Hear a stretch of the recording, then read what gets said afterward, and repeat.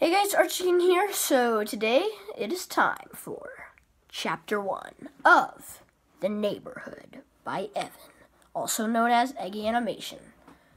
This is the third book in the epic series, The Neighborhood, Chapter 1. Finally, it was time to move out. Jerry and I asked Jack if he found a nice place yet. No, he said sadly. Well, I have found this cheap neighborhood that has no people living there. Me, Georgie, said, "Oh, cool. Okay, cool. So we can all live next to each other?" asked Jack. Yeah, plus we don't have to deal with Tim because he is going to gravity school, I said happily. How long will we have to deal with Tim?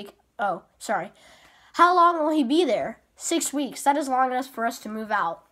Well, I'm up for it, so let's meet at the neighborhood called South Maple, I said. Online, there were 6 houses called move houses, so I thought they were for the first buyers. So I called Jack, and we agreed that those were the best-looking houses for us. So on Sunday, we put in our offers on the houses for only $700 cash, and they approved it right away, which was kind of fishy, but it was a good price, and we thought, so within a week, it was a good price, we thought. So within a week, we got everything in the houses and ready to go, but Tim's stuff somehow, when we put it in the new houses, it always ended all up in Jerry's house. But I think it was obviously Jerry, because how else could it happen?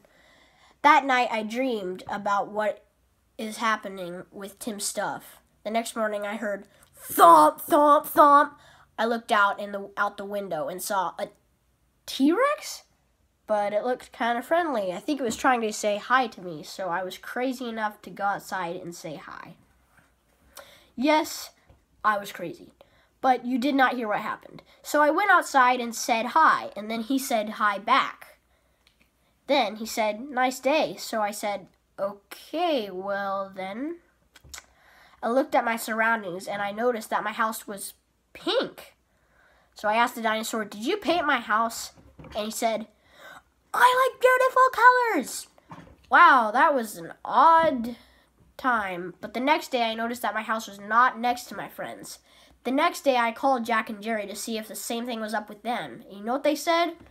Well, I guess the T-Rex told me, but the same thing happened to them. But even worse, dinosaurs were on the phone. What was going on?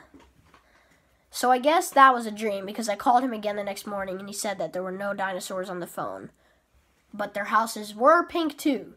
The next day I was on the highway. What? I have to get to the phone. I have to tell Tim about this one. It was not too bad, but I had a few cops ring my doorbell and I almost had to pay a fine, because who would believe this story?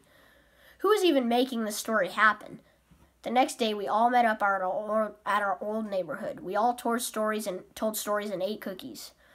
One of Jack's stories at his house is that he woke up and found his house floating above a prison.